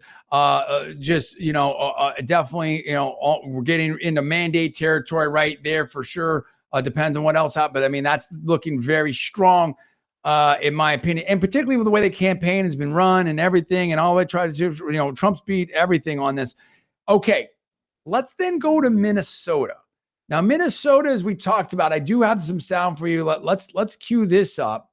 Let's start with this. Let's go over here and let's go. Where are we at? Let's go here. Let's start with the polls. Minnesota. Do I have polls on Minnesota? Where's my polls on Minnesota here? I don't have polls on Minnesota yet. We'll go back to that. That's fine. Then let's go to this sound while I look for that.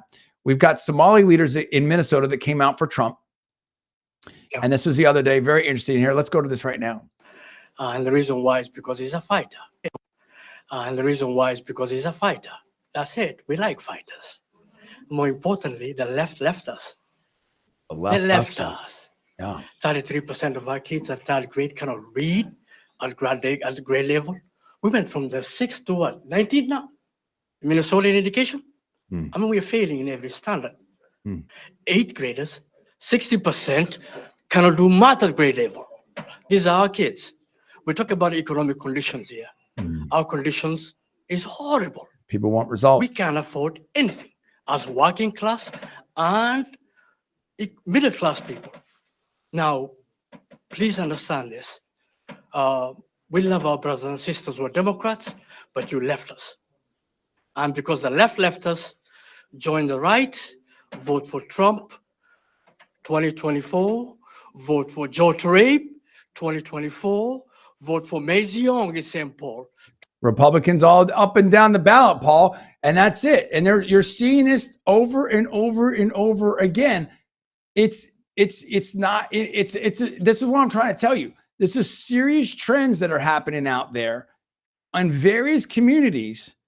And, I mean, how do you, here's the bottom line I've been saying. How do you lose all of this support in all these communities and think you're going to win? I don't understand how that, I don't see how that computes. That doesn't make sense. Paul, your take. Yeah, look, it's a really good point. That's why I think Trump has an excellent chance of winning the popular vote, because he is winning over various communities. He is narrowing the distance of narrowing the gap in states like Jersey, for example. I don't know the exact RCP spread on Minnesota, but I can tell you this: two people that I know that one is from Minnesota and other is just a general good pollster. They both think Minnesota is in play. They both think it's in play. They both think it's really close. And one of them has seen internals saying that it's close. I don't know exactly what that number is, but close is close. And if things start falling like dominoes for Trump, yeah, there's absolutely a possibility that he could win the state. I agree with that. I don't know if I think he's going to win the state, but I think there's real possibility that he could if things go the right way tomorrow. Yeah, I agree. I don't have enough data on Minnesota there. I do. I mean, what I'm seeing here is some older polls that are close, summer polls. Nothing really like. Yeah. I don't think a lot has been paid attention to it. I don't think people have paid attention to it a lot. But it's close, and the reason why, I mean, the fact that it's close out there, that tells me a lot. I'm trying to get some data. Let's see here. Let me see if I can find RCP here. I'll put this up for what it's worth here. These are all old polls, so this is why we just don't know. I mean, you're going to have to go with a gut feel on this one. Here, you've got Rasmussen has Harris +3, and then you had and that was back on October 26th. You had another one October 28th, Harris +8, Minnesota Post, Harris +3. I don't know. I mean, that's a tough one. I think on the early vote, Minnesota. Let's see what we've got on that one. Let's see what we've got on this one here. Oh, okay. Hold on. We got something for you, players. Hold on. Let's see. Early vote Minnesota. It's coming in a little different here. It's coming in a little hot. 386 for Republicans, 315, 100 for Democrats. Republicans 41.7, Democrats 34.1 plus 0.76 for Republicans. You see Brett Favre was out there for Trump, Super Bowl champion, Green Bay, former Green Bay quarterback. You saw JD Vance in oh, no. Sorry, that's Wisconsin. Close to Minnesota.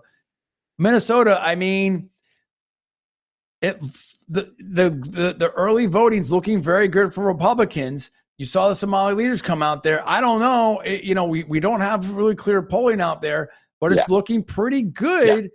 Yeah. What do you take? I don't know. What do you think about Minnesota? Like I said, look, I think that if things go really well for Trump tomorrow, it could go to him. But I would, I'm not leaning to that right now, but I know it's a possibility. Okay. That being said, gosh, that's a tough one. I mean, the early vote looks good, and Republicans usually show up big time on election day. So my gut tells me to go red on it. But do I feel better about Minnesota than Virginia? I don't know. In some ways, yes. In some ways, no. Wow, this is tough. Do we leave it as a toss-up? I don't know. What do you think? Toss-up or leans red? That's close. This one's really close, players. It's a really difficult one. Look, I personally, I'll probably leave it as a turn as a toss-up. But again, I'm not going to be surprised if he wins it. Let me put it that way. But yeah. That's the easiest way to say it. I think that's right. I mean, I just, gosh, I don't know. I just feel like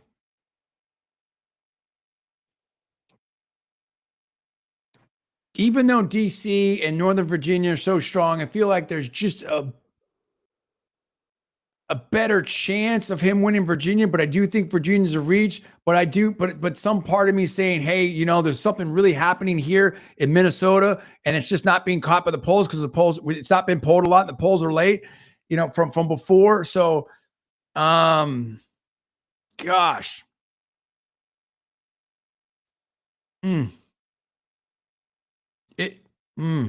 that's tough. I think.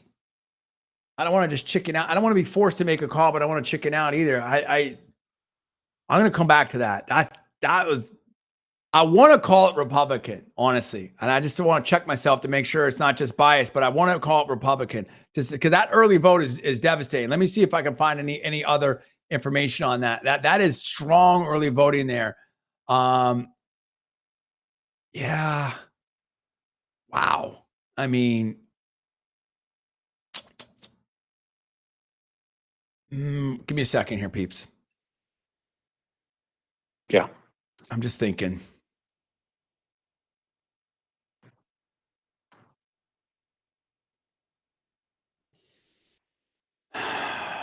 One more second here.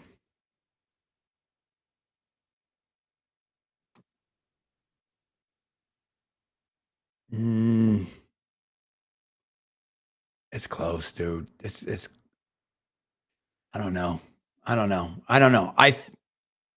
to come back to that. That's a close one. It's a close one. I mean, that's like if we're winning Minnesota, we're winning we're winning a lot. You know what I mean? Let's go to Virginia for a second. I might call that at the end because it feels like it's going to go Republican. I feel like that's a sleeper that people aren't seeing. But let's go to Virginia and New Hampshire. I think these are the true toss-ups. I think that Virginia's still a little bit of reach. New Hampshire's kind of funny because of the way it works there and it being so close to Massachusetts and stuff like that. So, but New Hampshire, Paul, like, how do you feel about New Hampshire? I think that New Hampshire is going to be extremely close. Now, again, there's not a ton of voters there. I think the max that you could probably get there's about 800,000 total votes. And it probably won't be that much. Maybe it'll be more like 700,000. I think that I believe registrations have shifted since 2020 more towards Republicans. I think Republicans have a surplus in partisan registrations. It's definitely, I think personally, and like I said, I know there are considerations and concerns sometimes there with how things go down in New Hampshire. I'll just say that. But I think that of the 4 satellite consideration states here, New Mexico, Minnesota, Virginia, and New Hampshire, I think New Hampshire might be the most gettable of those for Trump. Okay, so I've got some information here. Let me put this up. I've got some information here on New Hampshire. Again, very sparse information in New Hampshire. Chase Turner here. New Hampshire early voting statistics, 60,642 mail-in early votes cast, 38% Democrats, 33% Republicans, 29% independents. And again, who knows which way these are going? Okay. Yeah. So that's what we don't know. We don't know about that. So,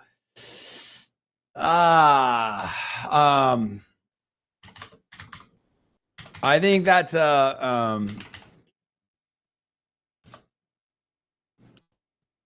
I think historically New Hampshire would be easier for oh, nice. Hold on.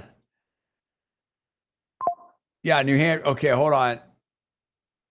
We're seeing different things. Kamala Harris no longer favored New Hampshire election for it. We're going to go to a couple. We're going to go to a couple stories right here. 1 second.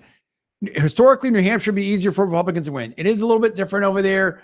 And I just feel like there's more data on Virginia and stuff like that. Daily Wire, you gave me a panic attack. Voters react to Trump leading in New Hampshire poll for the first time. So things are really kind of, shaking things up here. Okay. This is Daily Wire information here. Right. And they had Trump taking the lead of 50.2% to Harris's 49.8%. So we'll see. We'll see what happens there. That's one data point. Okay. Let's look at another data. Let's look at Newsweek here. Newsweek has something here. Kamala Harris no longer favored New Hampshire election forecast. Okay. So we'll see there. Real Clear Politics shows Harris over 4.5 in the state. Okay. But they also say it's now a toss-up state.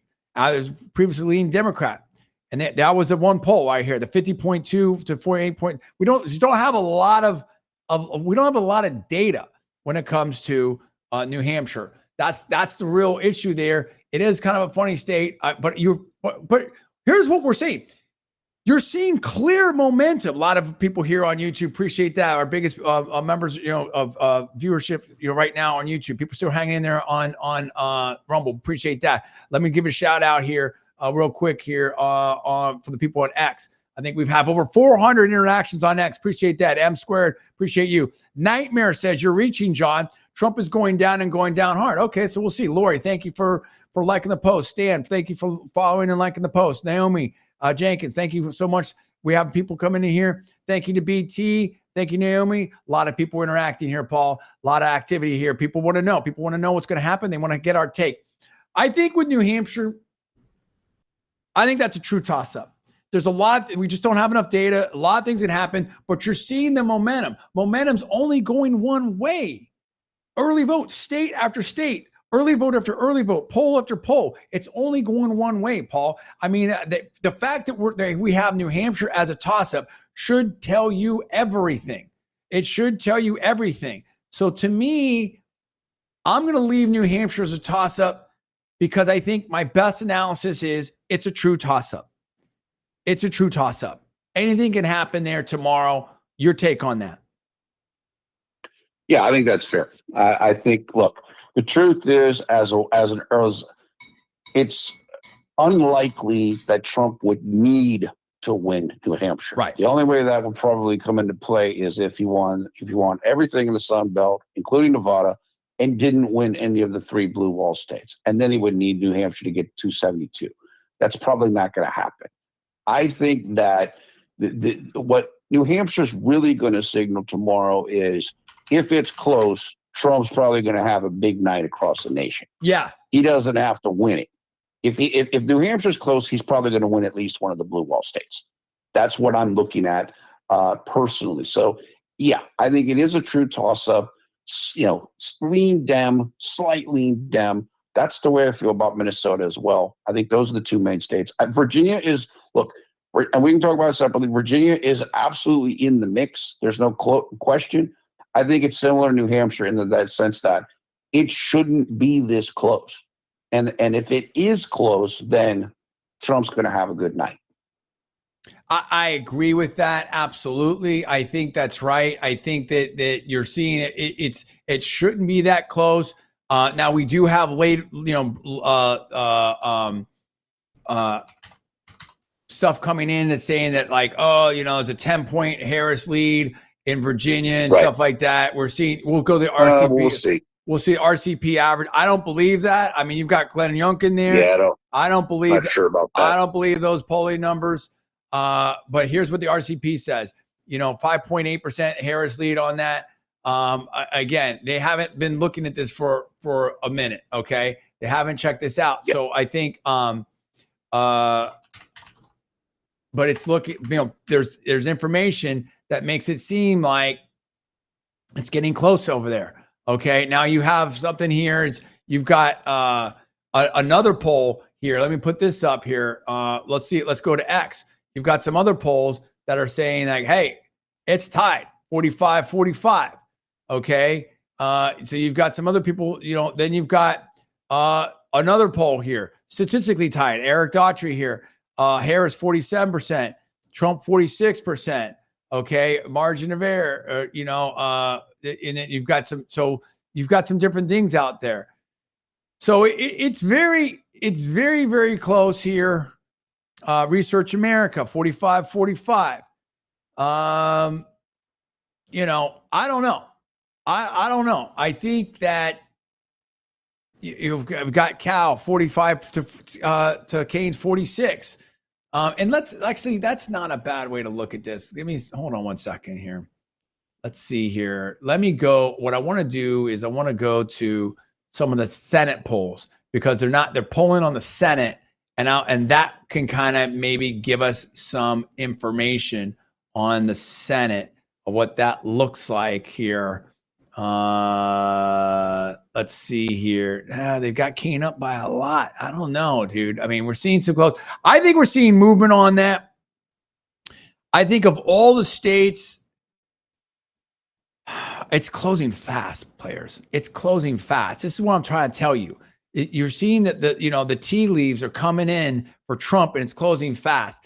I think Virginia is a toss-up. Of the 2 toss-ups, I think New Hampshire's more of a toss-up than Virginia. I think Virginia's a toss-up to leans them, which then brings us back to Minnesota. So New Hampshire, I'm leaving as a true toss-up. Virginia feels like a toss-up it feels like leans Dem. It feels like leans Dem to moving toss-up.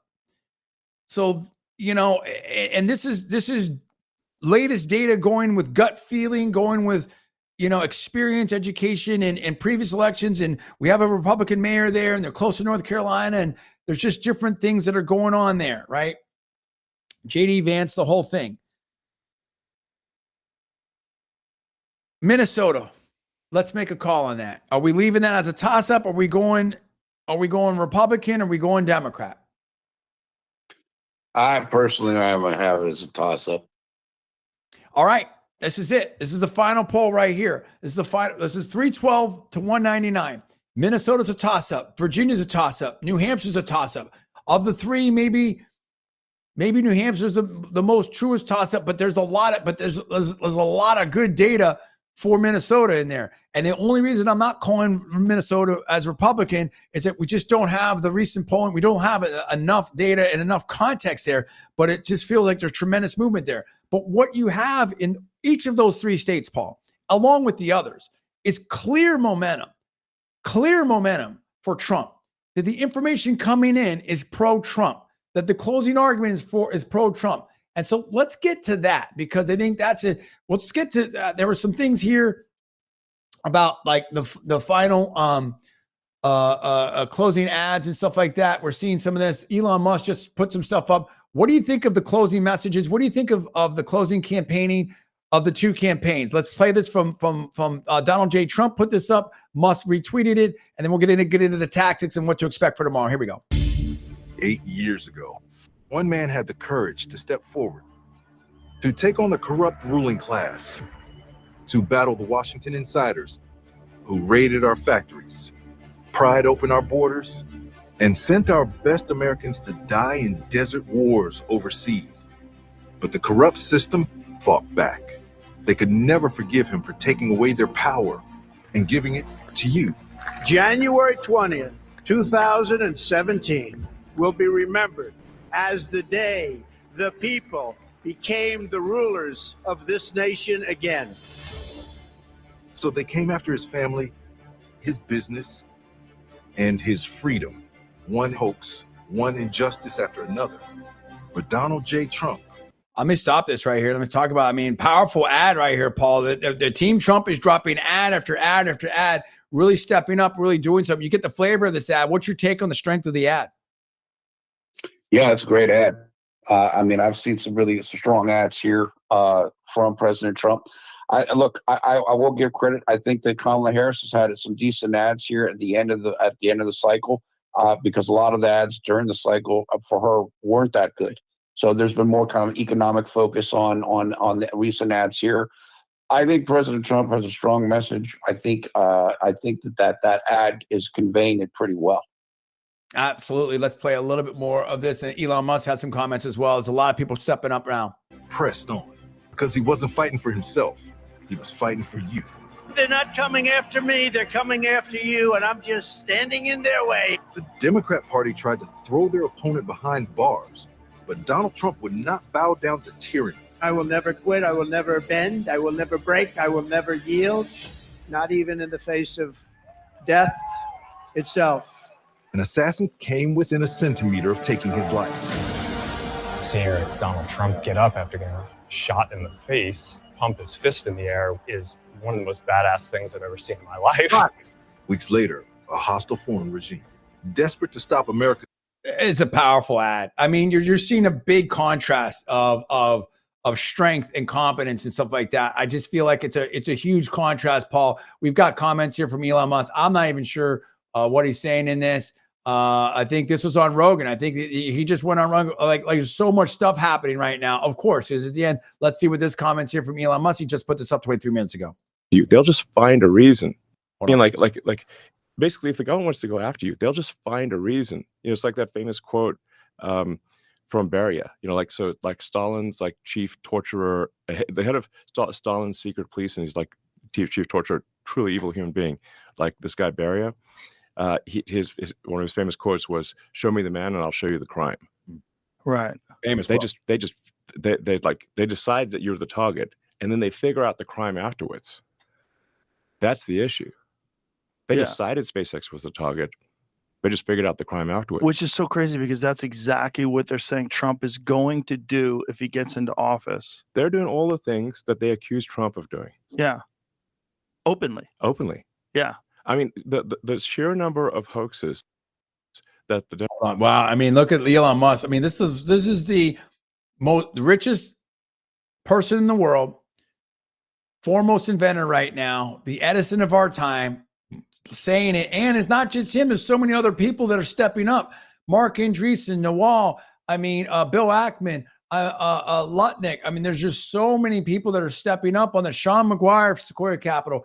David Sachs. There's just so many people that are stepping up and saying it's enough of this. This is a big deal. The Democratic Party is pushing over and over again. And it's like, look, I understand like politicians are gonna, exaggerate. They're gonna misspeak, and they'll tell occasional, untruths, whatever.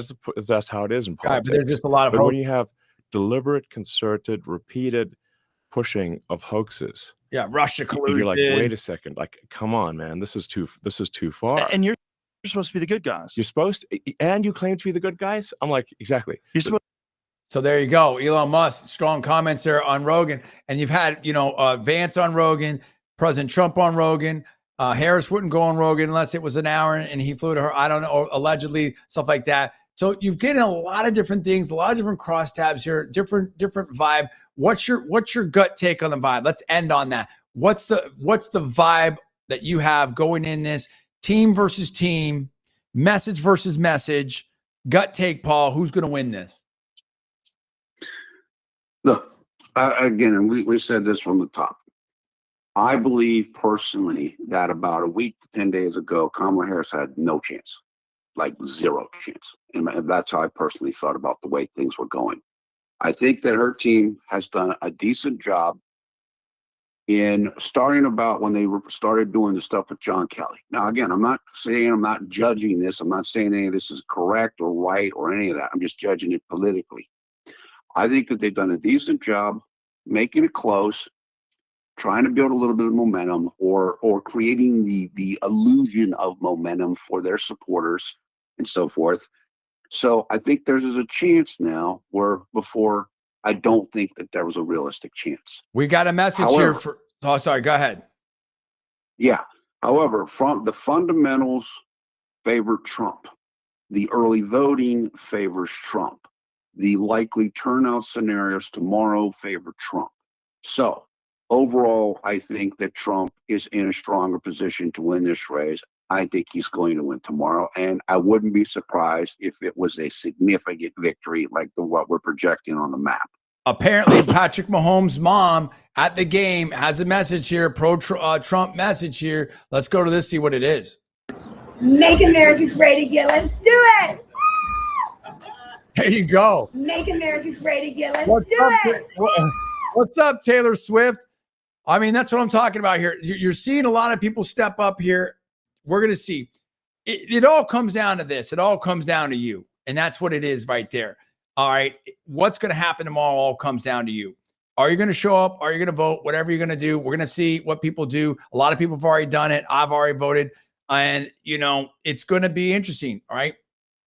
Let's see what happens. We'll see. It's all about turnout. It's depends on who's going to turn out, who's and if history is a guide based upon the data that we see right now, Trump should win, and Trump should win comfortably. And we're saying our final prediction map right here is 312 Trump, 199 Democrats with an additional 10, 23, 27 electoral votes outstanding as toss-up states that could go either way or be split between them here. And so you could see, if Trump wins everything here, then obviously it's a super blowout. If Trump wins all of these, then it's a huge night, and we're looking at 339 electoral votes. Now that's pretty strong. I don't necessarily expect that. I do think these are toss-ups, but it would not surprise me. It would not surprise me in the least. Okay, I do think that you want to be going into the final stretch here with momentum and the right closing message. And I think that we are going into that with the right closing message. With the Harris campaign, I'm not sure what the message is. Is it abortion? Is it Trump's bad and his supporters are garbage? Is it unity? Is it I'm going to maybe do some things to help you, but we don't know what the policy is, but I'll tell you later. I'm not going to tell you how I voted on the proposition with the shoplifting stuff or whatever in California. Like, it's just confusing. Trump's message is very simple. A/B test. It's bad now. My presidency, things were good. I'm going to fix it. That's it. You're not happy now. I'll fix it. That's Trump's message. Super simple. Peace of the Middle East, different, all kinds of policies. He's got the momentum. He's got the edge. He's got, he's working hard there, but you've got the Democrat machine. You've got the media. We'll see, who shows up tomorrow. We're going to see. This is our best analysis right here. I hope you appreciate it. So 312, final answer for us, final prediction, 312 Republicans, 199 Democrats with a good 27 electoral votes out as a toss-up. Paul, final comments. Yeah, look, like I said, I hope everybody gets out to vote. We will be here tomorrow with reaction to what is taking place during the election. So look for that. It's a very interesting contest, and I think tomorrow's going to be great. Absolutely. And well said. We are going to be here. We will be live. We will be taking your comments. We will be covering it, analyzing it. It's going to be very interesting. I'm not exactly sure what time we're going to get started. Obviously, I'd rather get the, I better get the water going, rest up the voice, because it's going to be a long night. I no doubt about it. But it's going to be interesting. This is it, players. This is what we've been waiting for. It's all come down to this. We're going to see what happens. So for Paul at Villarreal, I'm John D. Villarreal. Thanks so much for watching. That's our best guess.